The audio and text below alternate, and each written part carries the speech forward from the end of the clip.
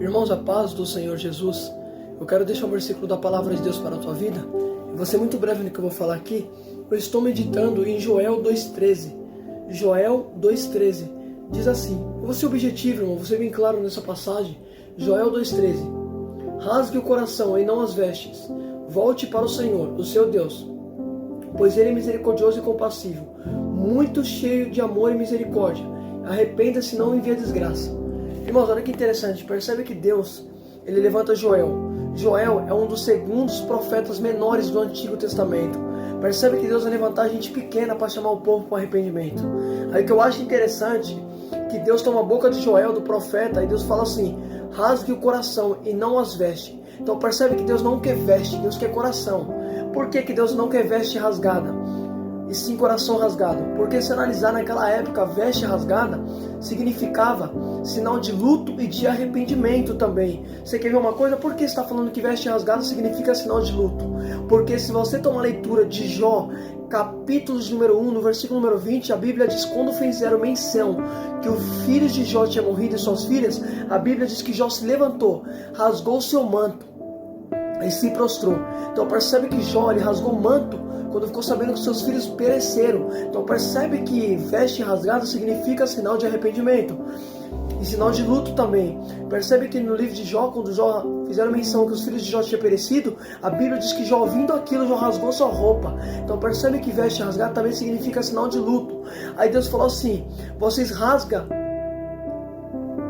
as vestes, mas não rasgam o coração. Aí percebe que Deus falou assim: agora eu quero o contrário. Eu quero que vocês rasguem o coração e não as vestes. Porque como eu acabei de falar, naquela época os homens rasgavam as vestes, mas não rasgavam o coração. Aí Deus falou: peraí, eles estão rasgando a roupa, mas não estão mais rasgando o coração na minha presença. Agora eu vou querer coração rasgado e não roupa. Deus não está interessado em roupa, filho. Deus está interessado em coração rasgado na presença. Você quer ver como Deus quer coração e não roupa? O que Jesus disse? Vocês me honram com os lábios, mas o coração está longe. Por que Deus quer coração rasgado? Porque faz tempo que Deus não vê coração quebrantado na presença. Jesus veio no Novo Testamento e Jesus falou: vocês rasgam, vocês me honram com os lábios, mas o coração está longe. Então percebe que Jesus falou o quê? O coração está longe. Faz tempo que Deus não vê coração na presença dele rasgado. Por isso que Deus quer coração e não veste. Porque o próprio Jesus veio no Novo Testamento e falou: vocês estão me honrando com os lábios, mas o coração está longe de mim há muito tempo. Faz tempo que Deus não vê o coração rasgado. Faz tempo que Deus não vê o coração como o de Davi, quebrantado. Você lembra em Salmo 51 que Davi disse?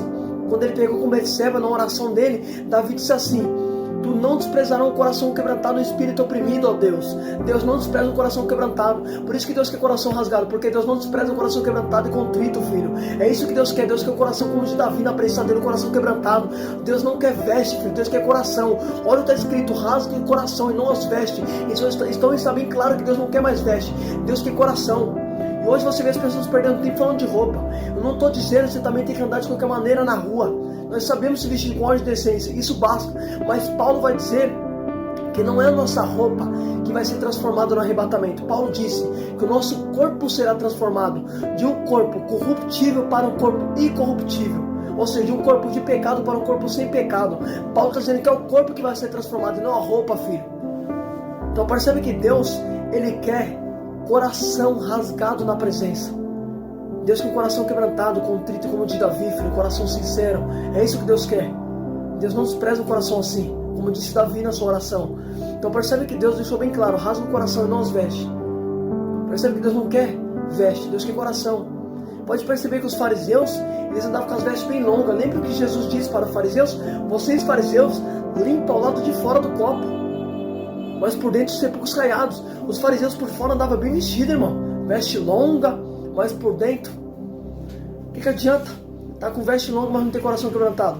O que adianta estar bem vestido por fora, mas o coração não ser contrito mais, não ter o coração rasgado na presença? Então por isso que Deus falou: não quero veste, eu quero o coração rasgado. Quero que rasgue o coração e não a roupa. Aí Deus falou assim: volte para o Senhor, o seu Deus. Percebe que Deus está chamando o povo de volta para o arrependimento. O povo estava distante do Senhor. O povo tinha adorado outros deuses. E Deus começou a chamar o povo de volta para o arrependimento. Se você tomar leitura também, Deus usou Oséias. Em Oséias 14, o Senhor disse assim: volte, ó Israel, para o Senhor, o seu Deus. Seus pecados causaram sua queda. Prepare o que vão dizer e volte para o Senhor. Peça-lhe: perdoa todos os nossos pecados e por misericórdia receba-nos para que te oferecemos fruto dos nossos lábios.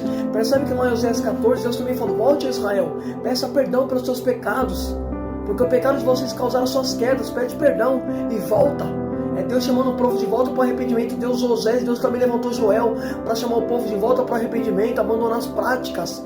Então percebe que Deus falou: volta para o Senhor, seu Deus, porque Ele é misericordioso. Percebe que lá em Joel 2,13, o Senhor falou que volte para o Senhor, seu Deus, porque Ele é misericordioso e compassivo, muito paciente, cheio de amor. Aí você toma a leitura também de Isaías 55, olha o que Deus falou por meio da boca do profeta Isaías. Percebe que Isaías 55, no versículo de número 7, está escrito assim: que o ímpio abandone o seu mau caminho, e o homem mau os seus maus pensamentos. Volte para o Senhor, que terá misericórdia dele. Volte para o nosso Deus, pois Ele dá de bom agrado o seu perdão. Percebe que a Bíblia diz em Isaías 55, 7, que o Senhor dá de bom agrado o seu perdão. Deus se agrada de perdoar, filho. O maior prazer de Deus é te perdoar e não te enriquecer. Sabia disso? Olha que a Bíblia diz em Isaías 55, 7, pois Ele dá de bom agrado o seu perdão. Você lembra do filho perdido? O filho perdido, quando saiu da casa do pai, a Bíblia diz que ele vai voltar. Ele vai dizer: pai, pequei diante do Senhor, não sou digno de ser chamado teu filho. O pai falou: depressa, vista ele, coloca anel no dedo dele, troca as vestes, coloca a sandália. Por que o pai mandou colocar a sandália? Porque o filho estava vindo descalço, e quem andava descalço naquela época era escravo. O filho não era escravo, ele é meu filho, coloca a sandália nele, porque meu filho não é escravo. Escuta isso aqui. Aí percebe que o pai perdoou o filho porque o filho confessou. Como diz lá em Oséias 14, peça-lhe perdão. Percebe que o povo de Deus falou: peça perdão, diga, aceita no Senhor. Irmão, Deus ele está sempre pronto a perdoar. A Bíblia diz que o Senhor está sempre pronto a perdoar. Olha que tremendo, irmão. É muito forte esse versículo. Deus falou: volte para o Senhor, seu Deus. Ele é muito paciente e misericordioso, cheio de amor. E arrependa e não envia desgraça. Então percebe que Deus falou: ó, se vocês se arrependerem, eu não vou enviar desgraça sobre vocês. Porque quando a gente se arrepende, Deus não envia. Você quer prova disso? Você lembra dos ninivitas?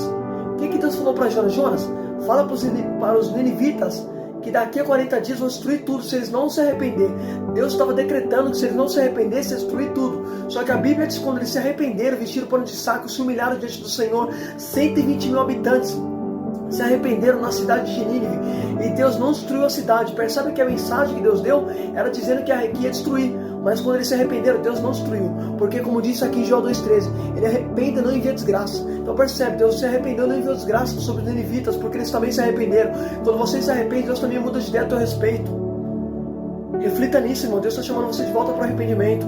Se arrependa diante do Senhor, peça perdão. A Bíblia diz que nosso Senhor Jesus Cristo é advogado. João escreveu que o Senhor Jesus é propiciação pelos nossos pecados, não só pelo nosso, mas no mundo todo. Em Apocalipse está escrito que Ele nos amou e o seu sangue nos purifica de todo pecado. Fala para o Senhor te perdoar por intermédio de Jesus Cristo. Volta para o Senhor, reconheça que você pecou, reconheça que você errou. Se você tomar a leitura de Isaías, você vai ver que Deus falou para o povo: vocês caem e não se levantam porque continua persistindo no erro. Volte para o Senhor. Se você tomar a leitura de Isaías, você vai ver que Deus chama o povo o tempo todo de volta. Deus persiste, filho, em te chamar. Deus insiste em você. Arrependei-vos. O próprio Jesus mandou dizer também: por onde vocês forem, diga arrependei-vos, pois é chegado o reino dos céus.